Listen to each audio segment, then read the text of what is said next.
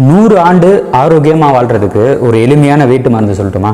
அதுக்கு நீங்கள் இஞ்சியை வித்தியாசமான முறையில் பயன்படுத்தணும். அது என்னென்னா இஞ்சி தேன். இந்த இஞ்சி தேனை எப்படி தயாரிக்கிறது அப்படின்னா ரொம்ப சிம்பிள். இஞ்சியினுடைய மேல் தோலை சீவிடணும். ஸோ இஞ்சியை தோல் சீவிட்டு சின்ன சின்னதாக நறுக்கிக்கணும். நமக்கு தேவைப்படுவது கலப்படம் இல்லாத தேன் அப்படின்றதா ரொம்ப முக்கியம். துண்டு துண்டாக வெட்டி வச்ச அந்த இஞ்சி துண்டுகளை எடுத்து ஒரு சின்ன பாட்டிலில் தேனை ஊற்றி அதில் இந்த இஞ்சி துண்டுகளை வச்சிடணும். அவ்வளோதான். ரொம்ப ரொம்ப சிம்பிள். ஸோ மறுநாள்ல இருந்தே நீங்கள் அந்த இஞ்சி துண்டுகளை சாப்பிட ஆரம்பிக்கலாம். அந்த இஞ்சியினுடைய காரமும் தேனினுடைய இனிப்பும் சேர்ந்து அற்புதமான சுவையை கொடுக்கும், நம்ம பார்க்க முடியும். இந்த இஞ்சி தேனை பயன்படுத்தும் போது என்னென்ன பலன்கள் நமக்கு கிடைக்கும் அப்படின்னா, டைஜஷன்ல மிகப்பெரிய முன்னேற்றம் இருக்கும்.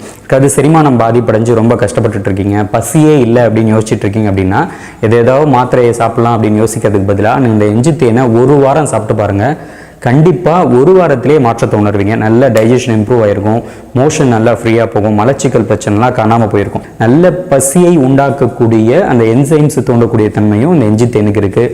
உணவு எதுக்களித்தல், வயிறு உப்புசம், இந்த மாதிரியான சிக்கல்லாம் நீங்கள் இந்த இஞ்சி தேனை தொடர்ந்து சாப்பிட்டு வந்தீங்கன்னா கண்டிப்பாக குறையிறத நம்ம பார்க்க முடியும். இந்த இஞ்சி தேனை தொடர்ந்து சாப்பிட்டுட்டு வந்தால் நிறை, திரை, மூப்பு இல்லாமல் வாழ முடியும் அப்படின்னு சொல்லிட்டு சித்த மருத்துவத்தில் ஒரு கோட்பாடு இருக்குது.